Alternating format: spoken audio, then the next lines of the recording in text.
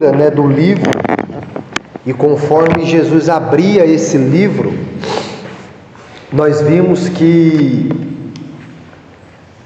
conforme ele desatava os selos, a gente via que acontecia algo na terra, né? A gente vê que os primeiros 4 selos são representados por quatro cavaleiros, e cada acontecimento, cada cavaleiro tinha uma representação, né? O cavalo branco, ele tinha uma coroa, ele estava pronto, saindo para vencer, né? Ele tinha um arco, né? E a gente foi vendo os cavalos, a gente foi vendo que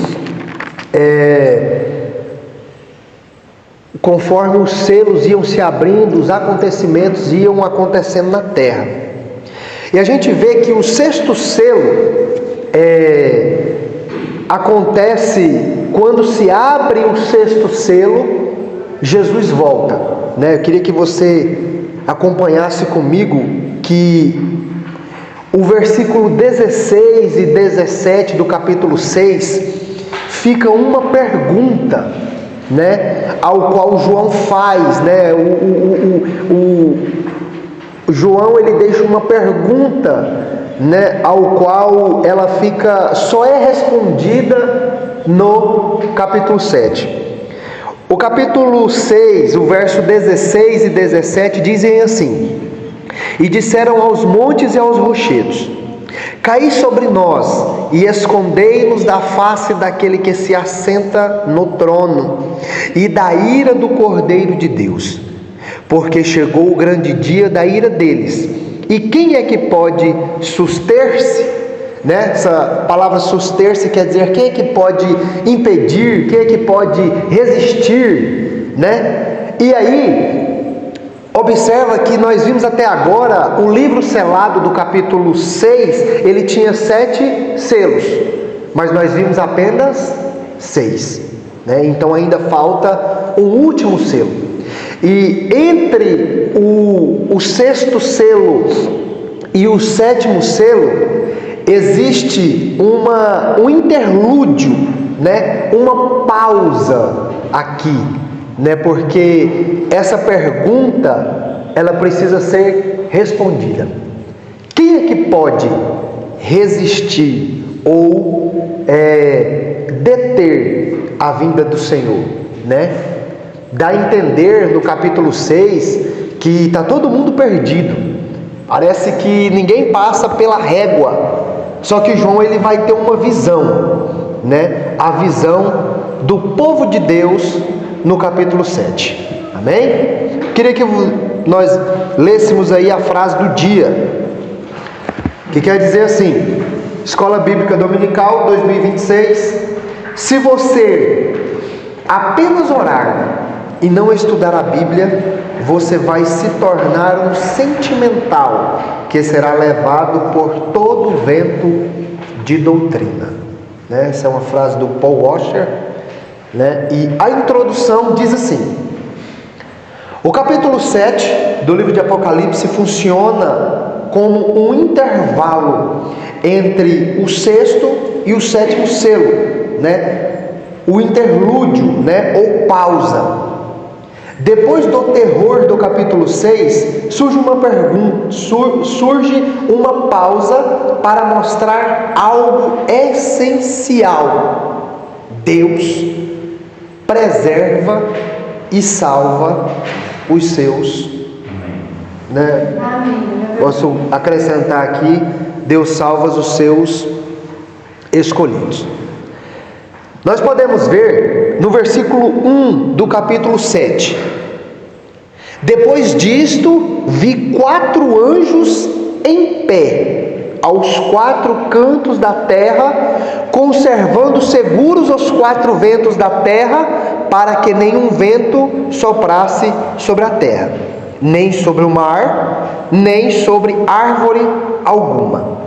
Observa, João, ele consegue ver 4 anjos, e observa que esses 4 anjos estão sobre uma representação eles estão nos 4 cantos da terra, e eles estão segurando 4 ventos, né? E esses 4 anjos, eles representam, né, agentes divinos que controlam os juízos, e eles seguram 4 ventos, né? Aqui a ideia de vento dá uma ideia de temporal. A gente já viu muitas reportagens, né, quando lá nos Estados Unidos, né, país afora, onde tem aquele tufão, ciclone, ventos de mais de 300 km por hora, eles passam por cidades. A gente viu que isso aconteceu aqui no Brasil, né, onde o vento atingiu mais de 250 km por hora e devastou uma cidade inteira, né, e não sobrou nada.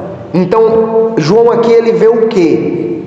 Que esses anjos, eles estão segurando os ventos para que não soprem sobre os 4 cantos da terra, que simbolizam, na época de João, que simboliza 4 cantos da terra, quer dizer a terra por completo, né? Tem até alguns ignorantes, né? Eu estava vendo um vídeo uma vez, um ignorante dizendo que a terra não era redonda, mas que a terra era quadrada, porque Jesus disse que o evangelho tinha que ser anunciado aos 4 cantos da terra, né? Na época, né, em que Jesus disse isso, não se tinha estudo suficiente para descrever que a terra era redonda, né? Tem também alguns ignorantes que diz que não é a terra, que a terra não gira, mas que é o sol que se movimenta, né? Porque no Antigo Testamento, né, Deus mandou o sol parar. Está escrito que o sol parou, né? Realmente está escrito que o sol parou, mas não se tinha conhecimento suficiente na época para entender que a terra é que girava, né? Então, 4 cantos aqui quer dizer que a terra é por completo. Então o versículo 1 ele nos mostra que esses anjos estão segurando, retendo o juízo de Deus sobre a humanidade, né? E a gente pode ver que a parte B, né, a gente pode ver o último ponto aí, o ponto D, né, do ponto alto da primeira visão, diz que esses 4 anjos tinham autoridade de destruir a terra e o mar, e eles estavam prontos, né? Eles estavam apenas aguardando a ordem, né? Podemos dizer assim. E o versículo 2, eu nomeei aí no nosso estudo como clamor na terra, que o versículo 2 diz assim: vi outro anjo que subia do nascente do sol, tendo o selo do Deus vivo, e clamou em grande voz aos 4 anjos, aqueles aos quais fora dado de fazer dano à terra e ao mar. Então observa que o versículo 2 ele responde o versículo 1. Esses 4 anjos estão prontos e foram preparados para destruir a terra e o mar. Só que esse 5º anjo que aparece do nascente do sol, ele tinha o selo do Deus vivo. É aqui um ponto muito importante, porque quando se fala de Apocalipse, todo mundo já lembra do Apocalipse 13, da marca da besta, mas a gente se esquece do selo de Deus. A gente se esquece, não é muito pregado nas igrejas sobre o selo de Deus. Tem gente que quer descrever a marca da besta, que é o chip, que é um código de barra, que é um CPF, que é uma tatuagem, né, na pele. Mas a gente se esquece que para o cristão, o mais importante para todos nós é o selo de Deus. Porque nós vamos ver no decorrer do Apocalipse que os selados por Deus jamais serão marcados pelo diabo. É aqui o ponto central. E no Apocalipse 14, nós vamos falar mais sobre esses 144 mil. E nós vamos ver que esses selados por Deus são aqueles que seguem Jesus Cristo para onde quer que ele vá. Então, esse quinto anjo, ele tem o selo do Deus vivo. E ele clama aos outros 4 anjos que estão segurando os 4 ventos. Observa que no nosso estudo aí eu coloquei o anjo da ordem para os 4 anjos esperar até que o último que pertence ao povo de Deus seja selado. O juízo só acontece quando Deus permite. Observem o versículo 3. Esse quinto anjo, ele vai dar a resposta, ele vai clamar. O versículo 2 diz que ele clamava em grande voz. E no versículo 3 ele diz: não danifiqueis a terra, nem o mar, nem as árvores, até selarmos na fronte os servos do nosso Deus. Então, eu disse aqui no domingo passado que o ponto central que Jesus ainda não voltou não é porque o anticristo não se manifestou. É claro que o anticristo precisa se manifestar primeiro, mas o ponto central que Deus ainda não trouxe juízo sobre a terra é porque o último selado, o último que pertence à igreja de Deus, ele ainda não foi alcançado.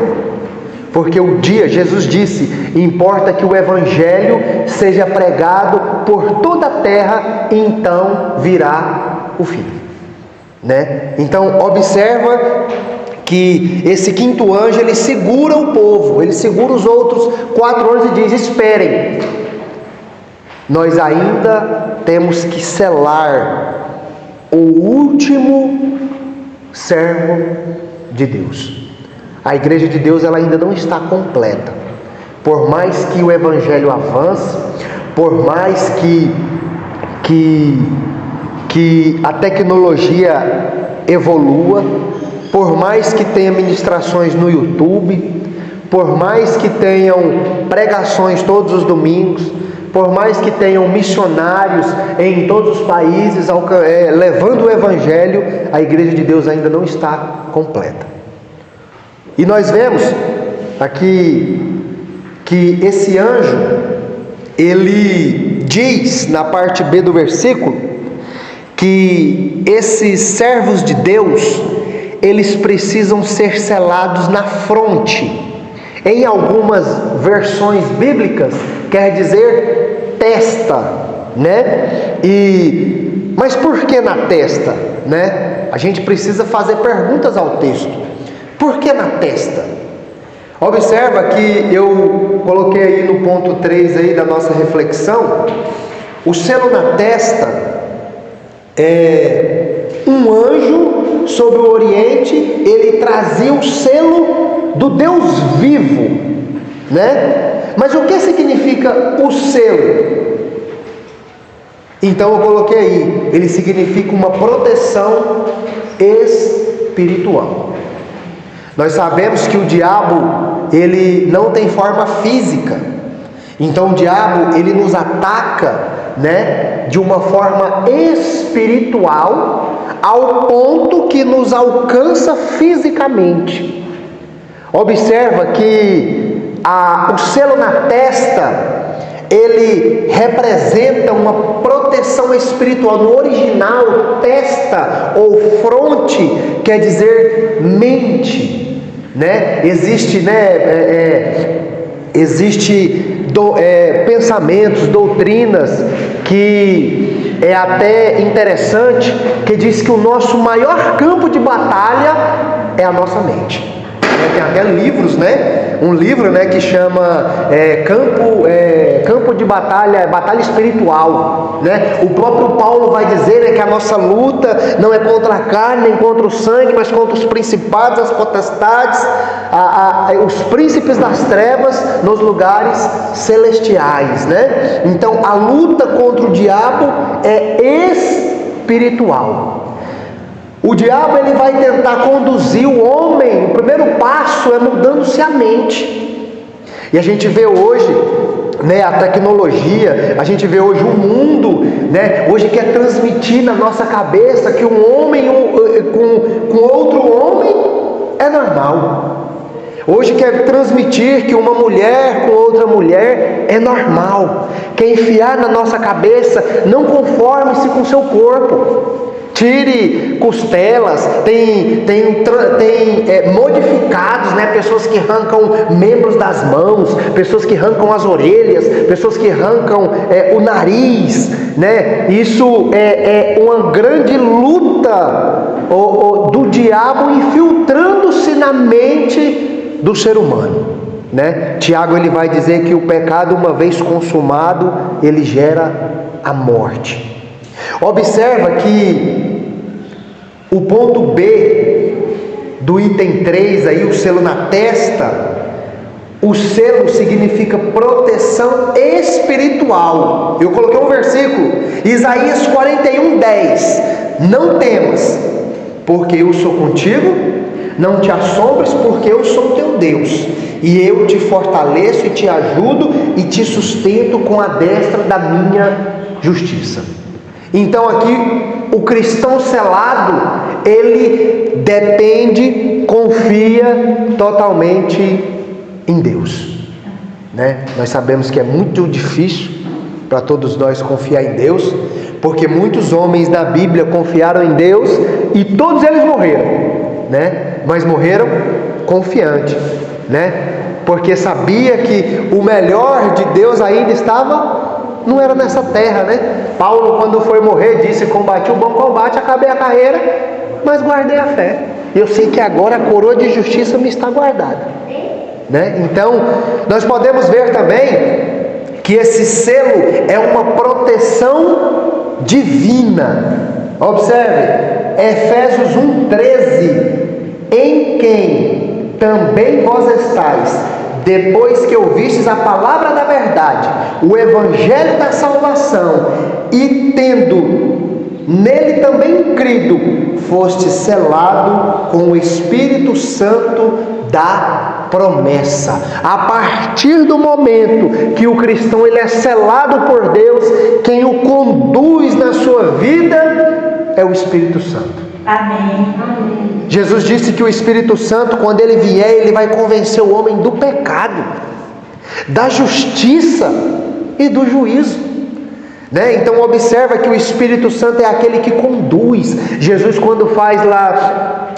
o seu jantar, lá em João 14, né? Ele diz: eu sou o caminho, a verdade e a vida, eu vou para o Pai, mas eu não vou deixar vocês órfãos, eu vou rogar ao Pai para que mande outro Consolador, né? Para que o mundo não pode recebê-los, mas ele vai viver em vocês.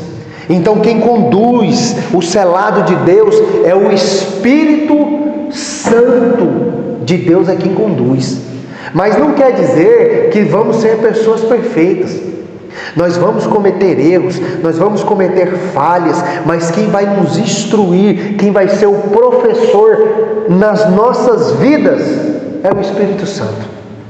Oh, irmão David, você errou. Às vezes naquele momento de ignorância, às vezes naquele momento de raiva, naquele momento de fraqueza, às vezes aquele desejo pelo pecado, né? Às vezes o pecado ele é cometido, eu cometi o erro, mas mais tarde o Espírito Santo fala ao meu coração: você errou, você devia ter feito isso, ter feito aquilo. Então observa que a proteção, o selo, ele traz a proteção divina. Todo selado por Deus, ele é protegido. Observe que eu coloquei outro ponto aí, disse: Ele é a identificação como os pertencentes a Deus. No passado, se selava os escravos, né? Quem tinham escravos naquela época, os seus escravos eram marcados, e muitas das vezes eram marcados na testa, para que todo mundo visse. Já viu aquela marca que os fazendeiros fazem nas vacas, né? Fazer da mesma forma em pessoas, né? E era na testa, para que todo mundo visse que aquele escravo tinha dono. E eu botei aí um versículo, João 1,12. Mas todos quantos o receberam, creram no seu nome, deu-lhes o direito de se tornarem filhos de Deus. Todo selado, ele é filho de Deus. Às vezes você pode pensar que você não tem dono, às vezes você pode pensar que você está sozinho, às vezes você pode pensar que ninguém te ama, mas observa que não estamos sozinhos, não estamos desamparados, não estamos ao bel prazer da vida, não estamos aqui por acaso, não viemos nessa vida por uma consequência de um acontecimento lá no universo, o Big Bang. O homem não foi formado por uma evolução da natureza, não descende do macaco. Mas nós estamos aqui porque nós temos dono. Alguém nos escolheu, alguém nos deu a oportunidade para que nós pudéssemos estar aqui. Você não veio nesse mundo por acaso. Você veio aqui, pertence a este mundo, porque o Criador te escolheu e Ele tem um propósito. Então, o selado por Deus, ele pertence a Deus.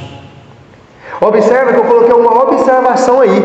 Não é necessariamente uma proteção física contra o sofrimento, mas preservação espiritual em meio à tribulação. Então, já que deu para nós entendermos um pouco, né, sobre os efeitos, né, dos selados de Deus, eu coloquei mais alguns pontos e coloquei outra pergunta: por que o selo é colocado na testa? Primeiro, ele é um lugar visível de identificação. Segundo, na cultura bíblica, testa representa identidade pública. 3, algo colocado na testa mostra a quem a pessoa pertence. 4, é uma marca de propriedade espiritual. 5, simboliza a mente e a consciência. A testa está ligada à mente e os pensamentos e decisões. Isso indica, observa o selado de Deus, ele tendo esse selo.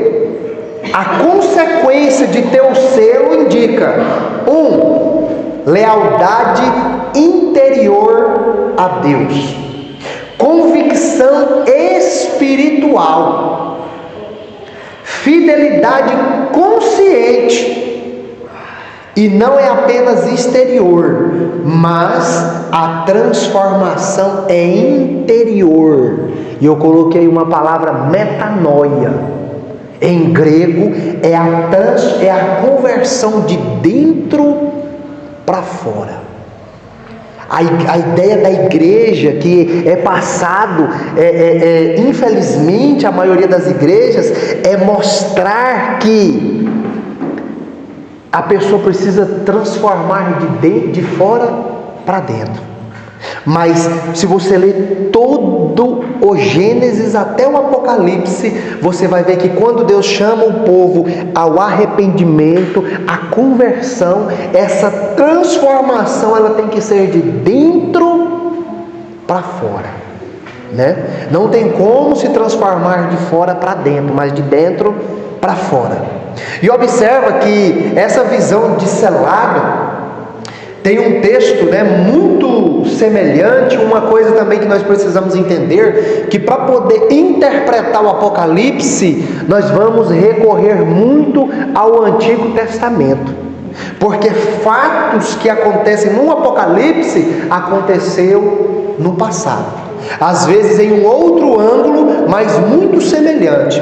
E eu deixei um versículo, Ezequiel 9:4. E disse-lhe o Senhor: passa pelo meio da cidade, pelo meio de Jerusalém, e marca com um sinal nas testas dos homens que suspiram e que gemem por causa de todas as abominações que se cometem no meio dela. O contexto da passagem é no momento em que Deus castiga Jerusalém, e Deus manda ao anjo a selar todos aqueles que não têm vínculo ou pacto com a depravação de Israel. E então Ezequiel escreve este versículo, e observa que aqui mostra claramente o selo de Deus. Amém? Mas João, no versículo 4, ele vai ter então os selados, né? E está aqui um grande debate teológico, porque João ele vai ver, observem que ele vai ver do versículo 4 até o 8, ele vai ver 144 mil selados. E observem, versículo 4 até o 8. Então vi o número dos que foram selados, que era de 144 mil de todas as tribos dos filhos de Israel. Da tribo de Judá foram selados 12 mil, da tribo de Rubem 12 mil, Gade 12 mil, de Asser 12 mil, de Naftali 12 mil, de Manassés 12 mil, da tribo de Simeão 12 mil, da tribo de Levi 12 mil, da tribo de Issacar 12 mil, da tribo de Zebulon 12 mil, de José 12 mil e da tribo de Benjamim 12 mil. Se você multiplicar esses números, vai dar o número 144 mil selados. A primeira interpretação, eu coloquei aqui a interpretação de uma seita. As Testemunhas de Jeová, ela é considerada uma seita. E quando se começou o movimento, eles acreditavam que esses 144 mil eram todas as Testemunhas de Jeová que representavam esse número.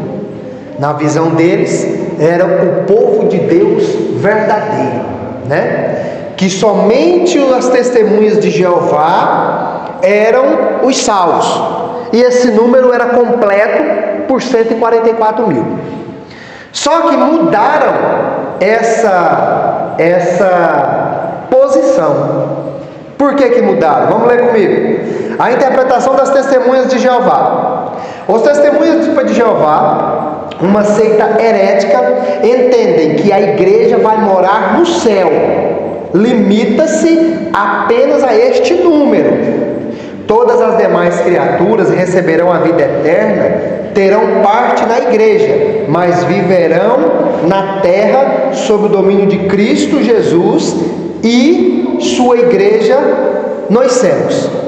Observa que eles tiveram essa visão porque a seita passou a ter mais de 8,6 milhões de pessoas, de membros em toda a sua igreja.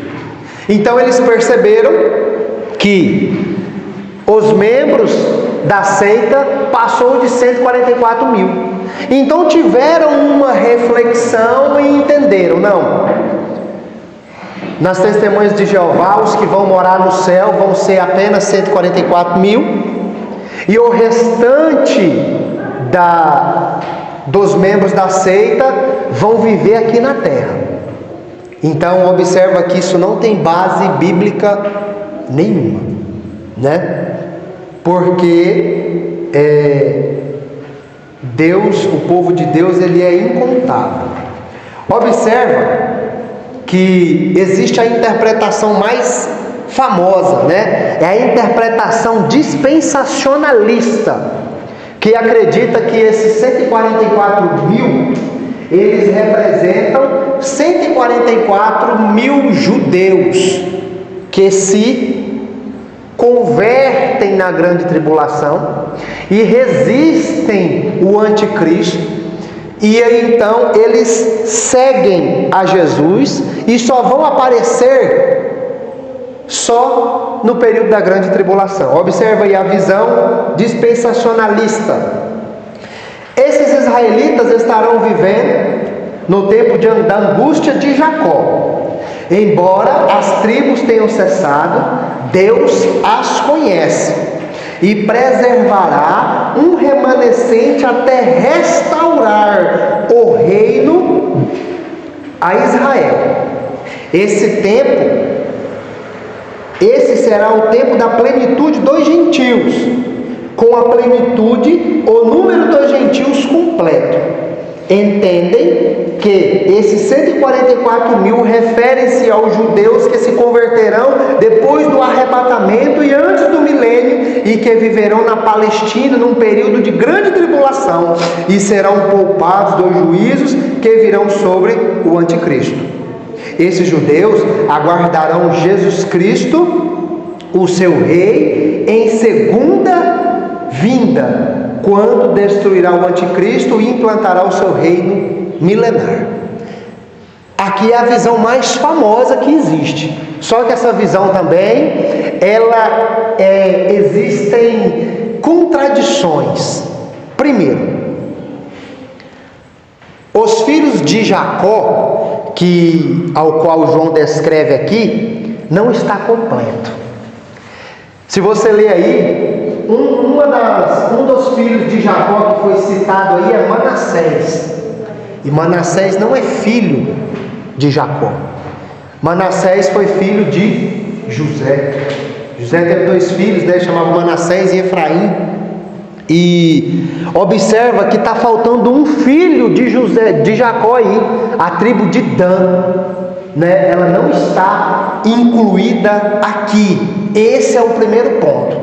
Se você pesquisar essa lista no Antigo Testamento, você não encontra ela nessa sequência aqui, e nem com esses nomes. Os nomes estão faltando e alguns nomes dessa lista foram acrescentados. Segundo ponto, que esse pensamento não é confiável por causa do versículo 9. João vai dizer que depois destas coisas ele viu uma multidão impossível de contar. E ele vai dizer que vem de todas as tribos, línguas, povos e nações. Então, esses 144 mil, a visão mais fiel, né? Claro que cada um aqui tem que se posicionar, ninguém aqui é obrigado a concordar comigo, né? E nem deve, tem que ler, estudar e tirar suas conclusões, mas a visão mais correta seria a próxima visão que eu coloquei: a interpretação pré-milenista histórica e amilenista. Ela atribui que esse número é simbólico, né? Que é uma representação do povo de Deus, mas simbólico. Não são 144 mil e não são dos filhos de Israel, mas sim toda a igreja, desde Abraão até a vinda de Jesus pela segunda vez. Observe, a visão amilenista, pré-milenista e amilenista, ela vai descrever esse número e vai dizer, primeiro, o número 3. Isso significa a Trindade, né? Deus Pai, Deus Filho e Deus Espírito Santo. Ele é multiplicado por 4, que indica a inteira criação, porque os selados virão do norte, do sul, do leste e oeste, ou seja, uma representação do mundo inteiro, né? Então 3 vezes 4, 12.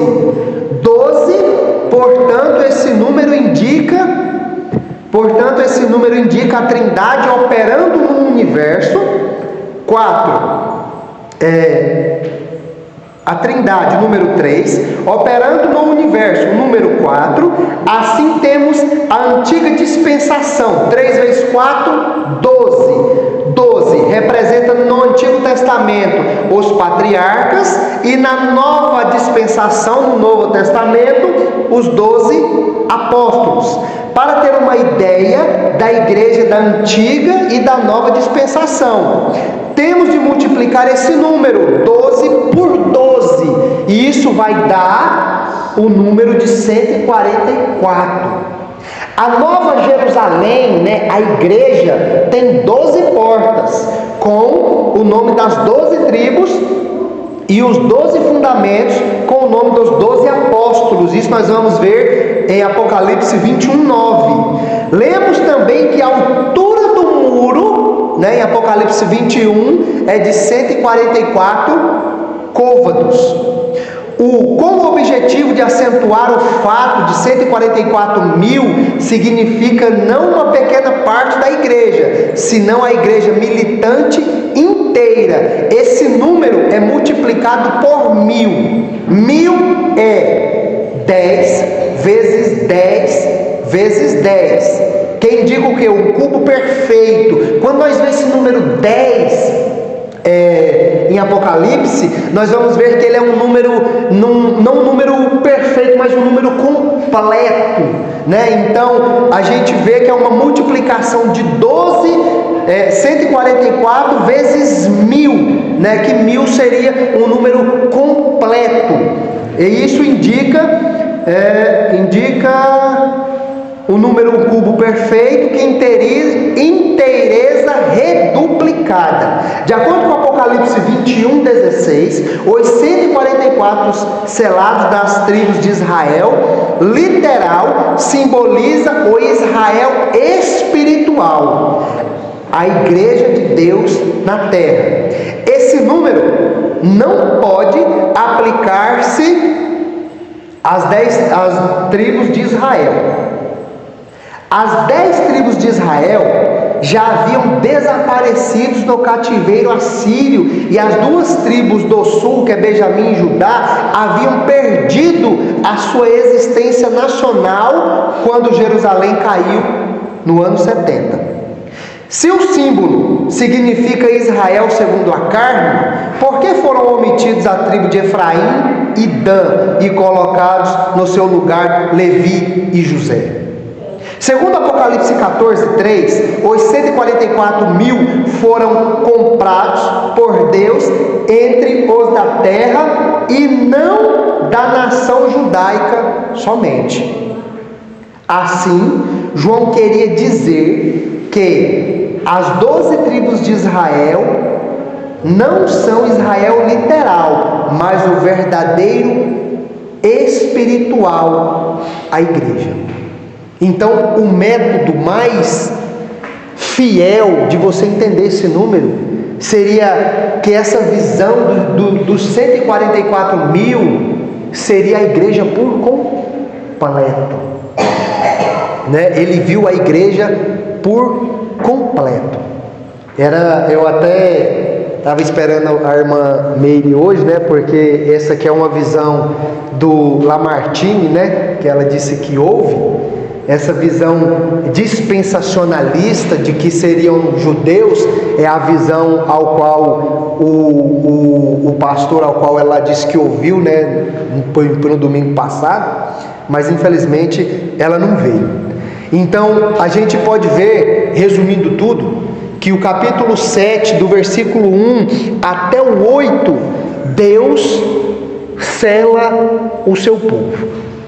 Aqui é a visão de João, vendo a igreja de Deus sendo selada. E nós ainda não estamos no 7º selo. Nós estamos no interlúdio, na pausa entre o 6º e o 7º. E a igreja de Deus aqui, se o versículo 1 diz que os anjos estão segurando os ventos, que vai vir destruição, Deus aqui está mostrando para mim e para você que a igreja está protegida. Amém. Observa agora a visão da grande multidão. Versículo 9. Depois destas coisas vi, e eis uma grande multidão que ninguém podia enumerar, de todas as nações, tribos, povos e línguas, em pé diante do trono e do Cordeiro, vestidos com vestiduras brancas e com palmas nas mãos. Observe, João ele vai ver a multidão, e essa multidão não podia contar, né? Aos olhos humanos nós não podemos contar quantas pessoas são do povo de Deus, mas Deus conhece cada um. Deus sabe a quantidade. Observa, uma multidão de todas as nações, tribos, línguas, representa a universalidade da salvação. Aqui vemos o cumprimento da promessa feita a Abraão. Todas as nações seriam abençoadas, né? Gênesis 15, Deus disse para Abraão: sai da tua terra, sai da tua parentela. Abraão saiu, largou tudo. Aí Deus disse: eu vou fazer de ti uma grande nação, Abraão. Olha, Abraão, a Bíblia, o Gênesis diz que Abraão saiu de noite da sua cabana, e Deus falou assim para ele: olha para cima. Ele olhou, conta as estrelas. Quem pode contar as estrelas? Somente Deus. Deus disse: assim será a tua descendência, né? Observa que Jesus ele é da descendência, né, de Abraão. A Bíblia diz que todos nós que acreditamos em Cristo, nós somos filhos de Abraão, né? Observa que essa multidão ela era de todos os povos, todas as línguas, todas as tribos, de todas as nações. Isso aqui representa que a igreja de Deus, ela não é só a igreja batista, ela não é só a igreja assembleia, mas o povo de Deus, ele vem, Deus não faz acepção de pessoas, tem lugar para todos aqueles que querem. Cabe todo mundo. Por isso, o dia que alguém bater lá na sua porta e dizer que salvação, como diz a congregação cristã, a salvação só tem aqui na congregação cristã, isso é uma heresia. O povo de Deus ele é incontável. O povo de Deus não tem só pobre, não tem só negro, não tem só branco, mas o povo de Deus ele é de todas as nações, né? Observa que João vê eles com vestes brancas, e isso representa pureza ou santidade, representa justificação, né? Eles estão de branco não porque são santos, mas porque foram justificados por Cristo. No momento da cruz, que Jesus estava lá sendo crucificado, naquele momento ele era o culpado, e eu e você passamos a ser justificados. Observa que essas vestiduras brancas representam vitória espiritual, venceram as forças das trevas. Eles lavaram as suas vestiduras no sangue do Cordeiro, é um símbolo de redenção pelo sacrifício de Cristo. Observa, me acompanha, versículo 9, a parte B do versículo diz: em pé diante do trono e diante do Cordeiro, vestido com vestiduras brancas, com palmas nas mãos. Observa, palmas nas mãos, na cultura bíblica, simboliza vitória, celebração, triunfo, indica que venceram espiritualmente. Já viu quando você bate palma?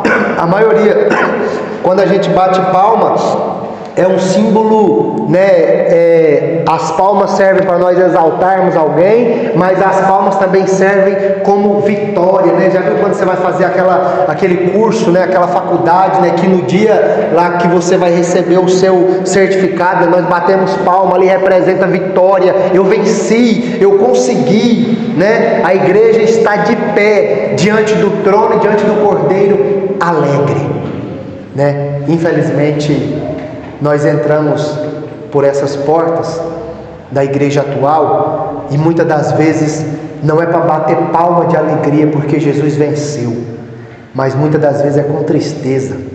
Às vezes entramos aqui com os pensamentos errados, às vezes entramos aqui para querer barganhar com Deus, para querer a chave da casa, a chave do carro, mas observa que a igreja aqui, ela está alegre, o Cordeiro venceu. Né? Igual Paulo diz, tragada foi a morte na vitória. Né? O nosso Jesus, ele venceu, ressuscitou ao terceiro dia, né? E é motivo de alegria para todos nós entrarmos por essas portas, não para pedir, mas para celebrar, porque ao terceiro dia ele ressuscitou. Né? Observa que diante do trono e do Cordeiro nos mostra a centralidade de Cristo, o destino final dos salvos e a comunhão eterna com Deus. Só vai estar diante desse trono aquele que abandonou esse mundo e viveu por Cristo. Paulo disse: já não vivo mais eu, mas Cristo vive em mim. A partir do momento, vai ter ali o pastor está ali organizando, fazendo o discipulado ali com quem vai se batizar. Aquilo é um ato simbólico de a partir do momento que você sai daquela água, já não vive mais você, mas ali nasce um novo homem que agora vai viver por Cristo. Já viu que hoje não é mais nós que servimos a Deus, mas é Deus que tem que servir a nós? Já vimos pessoas que hoje não procuram a igreja bíblica. Uma vez eu ouvi um cantor famoso dizer que ele procura uma igreja ao qual se identifica com ele. Nós invertemos os valores. Não é mais o homem que se identifica com a igreja, mas é a igreja que tem que se identificar com o homem. Não é mais o homem que serve a Deus, mas é Deus que tem que servir o homem. E aqui representa esse povo diante do trono, representa que a centralidade foi Cristo. O meu viver é Cristo. O nosso viver da igreja, ela tem que ser Cristo.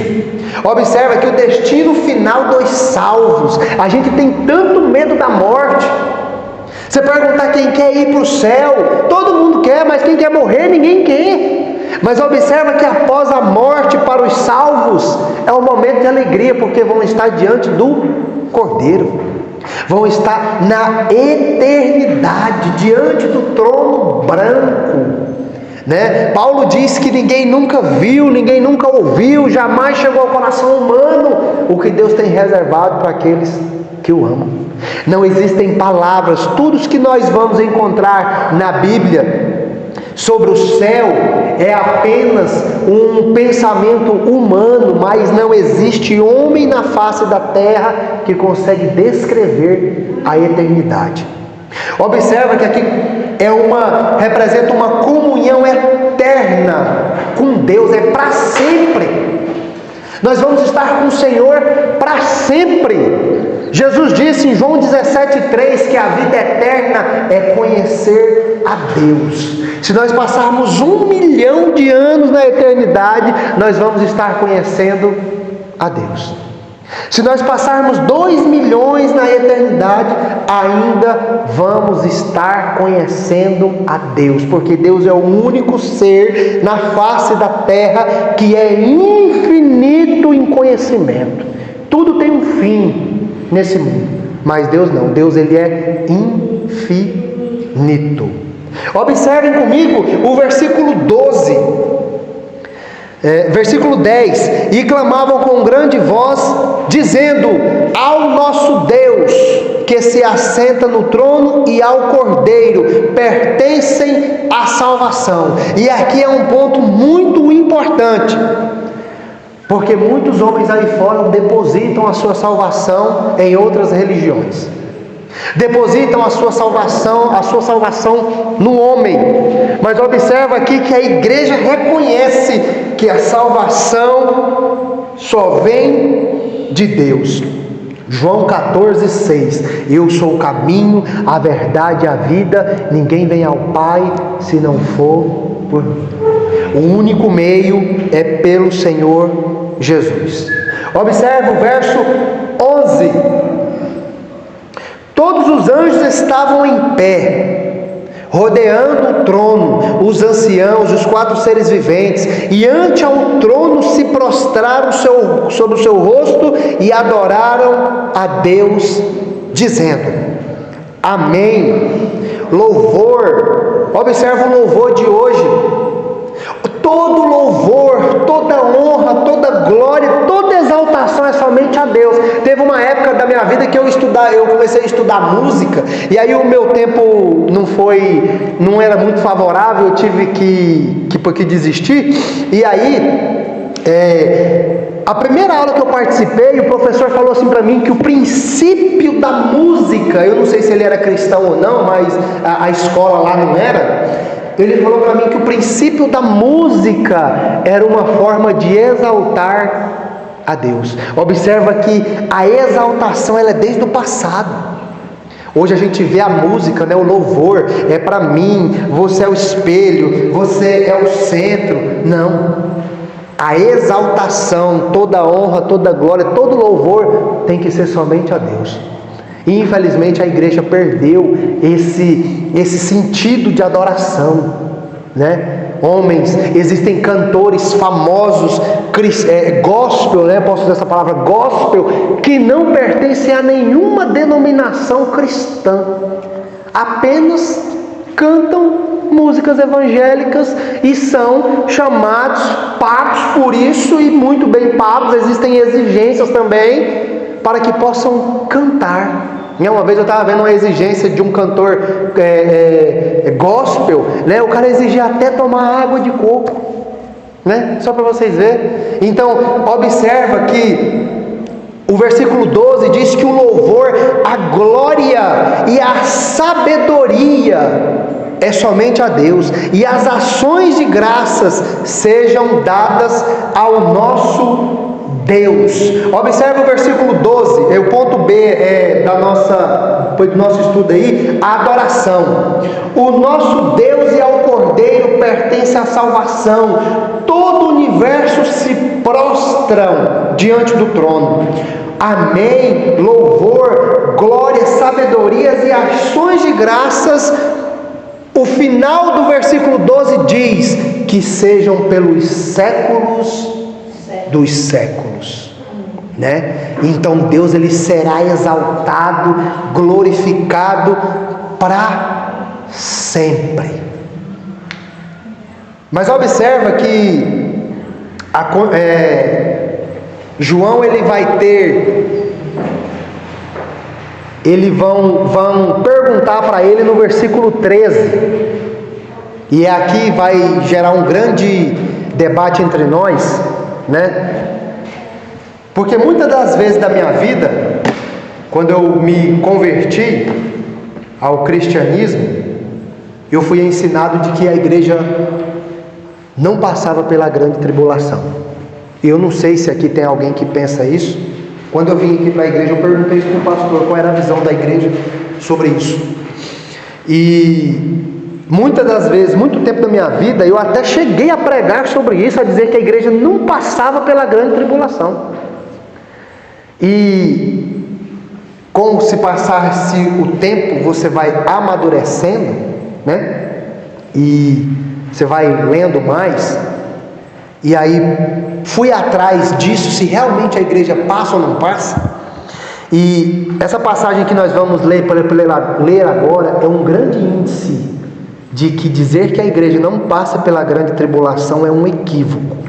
Presta atenção. Versículo 13. Um dos anciãos tomou a palavra dizendo: estes que se vestem de vestiduras brancas, quem são e de onde vieram? Respondi: meu Senhor, tu o sabes. Ele então me disse: são estes os que vêm da grande tribulação, que lavaram as suas vestiduras e alvejaram no sangue do Cordeiro. A visão dispensacionalista, ela entende que essas pessoas aqui são os desviados, que a igreja vem, que a igreja é arrebatada secretamente, Jesus leva a igreja, e aí então aquele que conheceu Jesus, que saiu da igreja, ele então está aqui. E aqui gera mais uma vez um equívoco. Por quê? Se esse povo aqui forem os desviados, eles representam a igreja. No céu só tem um povo, que é a igreja de Deus.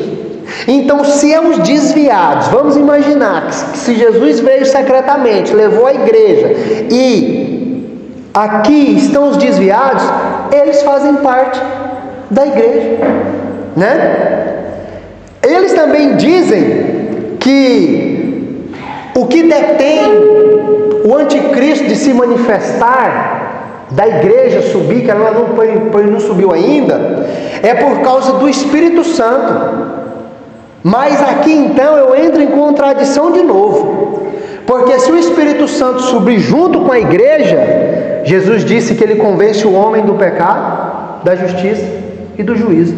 Sem o Espírito Santo aqui na terra, ninguém se converte no momento da grande tribulação, né? Se já é difícil se converter com o Espírito Santo nos auxiliando, imagina sem ele, como seria, né? Então observa, esses são os que vieram da grande tribulação, versículo 14, e lavaram as suas vestiduras, né? E alvejaram no sangue do Cordeiro. Essa palavra alvejar é se tornar mais branco, né? Já viu quando você pega um amaciante, né? Um alvejante, você põe ali na máquina de lavar, a ideia é deixar a roupa mais limpa, é fazer às vezes a função que o sabão não consegue fazer, o sabão em pó, deixa a roupa mais branca. Aqui essas pessoas lavaram as suas vestiduras no sangue do Cordeiro. E aqui eu queria que você abrisse comigo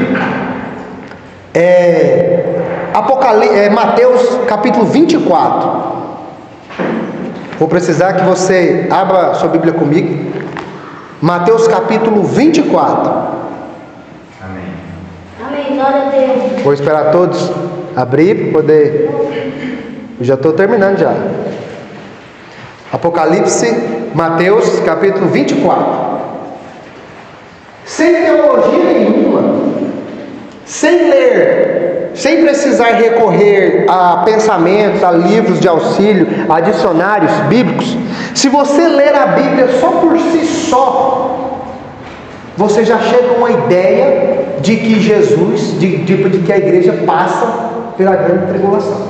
Então não estou aqui trazendo nenhum pensamento teológico ou nem nada. Observa, todos encontraram? Amém. Apocalipse, Mateus 24, versículo 3, diz assim: no Monte das Oliveiras achava-se Jesus assentado, quando se aproximaram-se dele os seus discípulos em particular e lhe pediram: dize-nos quando sucederão estas coisas, e que sinal haverá depois da tua vinda e da consumação do século? E ele lhes respondeu: vede, que ninguém vos engane, porque virão muitos em meu nome dizendo eu sou o Cristo, e enganarão a muitos, e certamente ouvireis falar de guerras, rumores de guerras. Vede, não vos assusteis, porque é necessário assim acontecer, mas ainda não é o fim. Portanto, se levantará nação contra nação, reino contra reino, e haverá fomes, terremotos em vários lugares. Porém, tudo isso é o princípio das dores. Então sereis atribulados e vos matarão, sereis odiados de todas as nações por causa do meu nome. Nesse tempo muitos hão de se escandalizar, trair-se-ão uns aos outros, odiar-se-ão uns aos outros, e levantar-se-ão muitos falsos profetas e enganarão a muitos. E por multiplicar a iniquidade, o amor de muitos se esfriará de quase todos. Aquele, porém, que perseverar até o fim, esse será salvo. E será pregado este evangelho do reino por todo o mundo, testemunho a todas as nações, então virá o fim. Observem o versículo 29. Logo em seguida a tribulação daqueles dias, o sol se escurecerá, a lua não dará sua claridade, as estrelas cairão do firmamento e os poderes dos céus serão abalados. Então aparecerá no céu o sinal do Filho do Homem. Os povos da terra se lamentarão e verão o Filho do Homem vindo sobre as nuvens do céu com poder e muita glória. E ele enviará os seus anjos com grande clangor de trombeta, aos quais reunirão os seus escolhidos dos quatro ventos, de uma a outra extremidade dos céus. Observa que, lendo essa passagem, é claramente, sem precisar pensar muito. Se você ler a passagem paralela a essa, que é Marcos 13, Lucas 21, é evidentemente de que a igreja passará pela grande tribulação. Mas que não fique só nessa passagem, eu queria que você abrisse comigo em 2 Tessalonicenses capítulo 2. Irmã Marlene já até conhece. 2 Tessalonicenses capítulo 2. 2 Tessalonicenses fica mais para frente aí, quase depois de Coríntios, Efésios, Filipenses, e aí 2 Tessalonicenses. Amém? Vou esperar todos encontrar. Todos encontraram? 2 Tessalonicenses capítulo 2. Amém? Está escrito assim, versículo 1: Irmãos, no que diz a respeito à vinda do nosso Senhor Jesus Cristo e a nossa reunião com Ele, nós vos exortamos que não vos demovais da vossa mente com facilidade, nem vos perturbeis por espírito, quer por palavra, quer por epístola, como se procedesse de nós, supondo que tenha chegado o dia do Senhor. O contexto desse versículo aqui é porque a igreja de Tessalônica estava circulando uma carta na igreja dizendo que Jesus já tinha voltado e os irmãos estavam abandonando todos os seus trabalhos, todos os seus afazeres, porque Jesus tinha chegado.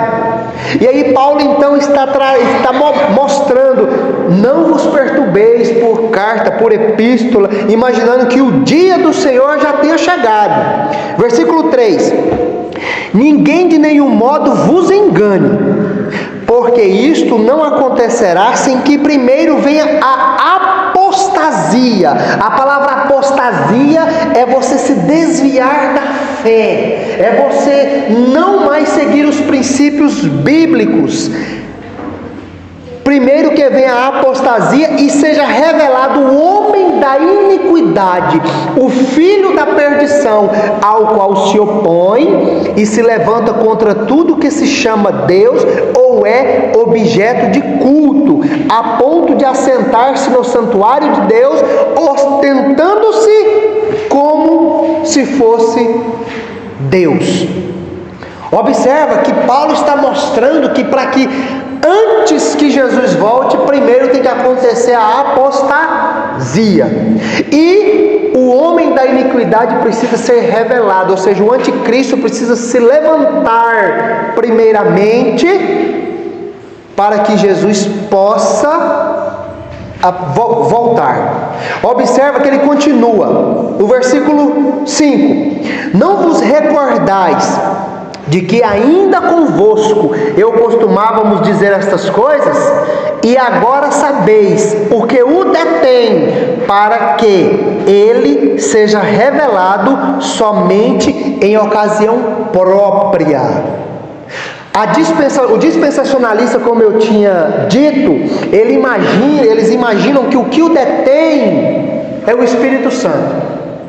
Mas sem o Espírito Santo na terra, nenhuma alma se salva. Então, nós lemos em Mateus 24, versículo 14, que importa que o Evangelho seja pregado em todo o mundo, para depois vir o fim. Então, a visão amilenista entende que o que falta para o anticristo se revelar é que o Evangelho chegue aos 4 cantos da terra. Ainda, com todo o avanço da tecnologia, ainda existe tribos, existem povos, como eu mostrei o áudio aquele dia, pessoas que não conhecem a Jesus, né? Mesmo que o Evangelho ainda avance, cada dia ele avança de pessoas e pessoas, e ainda existem pessoas, como nós vimos os selados, que ainda precisam ser selados, para que o anticristo venha se manifestar. Versículo 7: com efeito, o ministério da iniquidade já opera, e aguarda somente o que seja afastado daquele que agora o detém. Então será de fato revelado o iníquo, a quem o Senhor Jesus matará com o sopro da sua boca e destruirá pela manifestação da sua vida. Então observa que o Mateus 24 diz que Jesus vem e todo olho o verá. Então, aqui eu fiz todo esse enredo para mostrar para vocês de que a igreja ela passa, infelizmente, pela grande tribulação, né? A doutrina pré-tribulacionista é uma doutrina muito boa, mas infelizmente eu acho que ela deixa a desejar, porque existem versículos claros. Eu não estou usando teologia, eu estou apenas lendo o texto pelo que o texto é. E como Augusto Nicodemos diz, é melhor você imaginar que você vai passar pela grande tribulação, porque se caso você for arrebatar secretamente, você já vai estar pronto, né? Voltando para o Apocalipse, versículo 14, diz que eles vieram da grande tribulação, lavaram suas vestiduras no sangue do Cordeiro. E aí que então, a partir do verso 15 do Apocalipse, para encerrar, vai vir então a grande promessa. Versículo 15, Apocalipse 15: razão porque se acham diante do trono e o servem de dia e de noite em seu santuário. E aquele que se assenta no seu trono estenderá sobre eles o tabernáculo. Observa que a ideia de céu aqui não quer dizer, já viu muita gente que diz que você vai ficar sentado numa nuvem e tocando uma harpa? Observa aqui que o versículo 15 diz que lá na eternidade nós vamos servir Deus de dia e de noite. Amém. Né? Glória a Deus. Observa o versículo 16: jamais terão fome, jamais terão fome, nunca mais terão sede, não cairá sobre eles o sol, nem ardor algum. Nunca mais nós vamos sentir aquelas dores, né? Hoje, né, não precisa nem mais ser de idade avançada, né? Hoje os novos, né, já tem pressão alta, já tem problema do coração, problema de coluna, aquela coisa toda. Observa que Deus está nos mostrando que nós não vamos mais sofrer dano nenhum. Versículo 7: pois o Cordeiro que se encontra no meio do trono os apacentará e os guiará para as fontes da água da vida.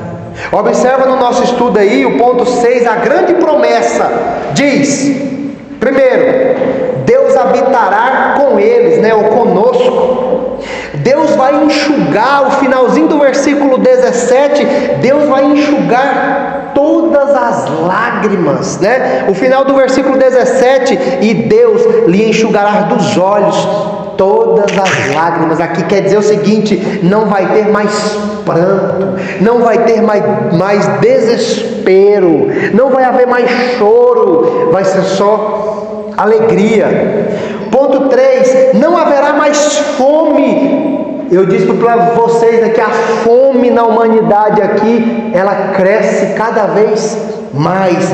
Não mais terá sede. E o ponto central: o Cordeiro será o nosso pastor. Porque aqui diz no verso 17 que o Cordeiro os guiará até as fontes das águas da vida. E existe a promessa messiânica já no final. Cristo aparece como Cordeiro, como pastor e como Rei. E aí então, senhoras e senhores, nós iremos ver o 7º selo no domingo que vem. E eu queria ressaltar aqui, dizer a todos nós que o Apocalipse ele é uma carta de amor. A igreja passa por luta, a igreja passa por aflição, mas em todas elas Deus protege o seu povo. Amém. Que nós possamos essa manhã buscar o selo de Deus, deixar que o Espírito Santo mude a nossa mente, que nós possamos seguir Jesus verdadeiramente, que nós possamos abrir o nosso coração e que possamos realmente deixarmos sermos selados, porque o pior ainda está por vir, mas a igreja ela vai estar segura. Amém? Amém. Alguém tem alguma pergunta? Oi? Deus mostra que, mesmo em meio a tribulações, Ele conhece e guarda o seu povo. Os 144 mil selados representam aqueles que pertencem ao Senhor e estão protegidos espiritualmente. A grande multidão diante do trono revela que pessoas de todas as nações serão salvas. O capítulo ensina que a salvação vem de Deus e do Cordeiro, e também traz a esperança que no fim não haverá mais dor, fome ou sofrimento. Amém. E as perguntas: o que significa ser selado por Deus? Quem faz parte da grande multidão diante do trono? Qual a promessa Deus dá para o futuro dos salvos? E aí tem o hino 2 que eu esqueci de cantar, né? E queria aqui agradecer a você e dizer que nós precisamos permanecer firmes em meio a tribulação, angústia, tristeza. Eu sei que dá vontade de desistir, voltar atrás. Tem dia que nós acordamos indispostos para tudo, mas no momento que a gente querer desistir de tudo, a gente tem que lembrar da cruz, porque somente a cruz é quem nos motiva a não desistir. O índice de depressão aumenta cada vez mais porque no meio cristão, porque muitas das vezes a maioria das pessoas esqueceram o sacrifício da cruz. O mundo pode nos odiar, mas a Bíblia diz que Deus amou o mundo de tal maneira que deu o seu Filho unigênito, por amor a todos nós. Amém? Amém. Queria que você se colocasse de pé. O pastor Éder vai nos honrar com a sua oração. E esperamos vocês às 16 horas, 18 horas, no culto público. E o nome de Deus será exaltado do início ao fim. Amém? Toda honra, toda glória e todo louvor seja dado somente a Deus. Amém. Oremos ao Senhor. Pai, obrigado, Senhor, mais uma vez por esclarecer segundo a tua palavra todo e qualquer tipo de dúvida que possa surgir no meio do teu povo. Pai, estamos aqui não para nos glorificarmos, mas trazer honra e glória somente a Ti, através da Bíblia, através do ensinamento que é correto, através do ensinamento que é justo, Pai. O Senhor não deixou a Bíblia a nós, Senhor, para tratar de mas o Senhor deixou ela a nós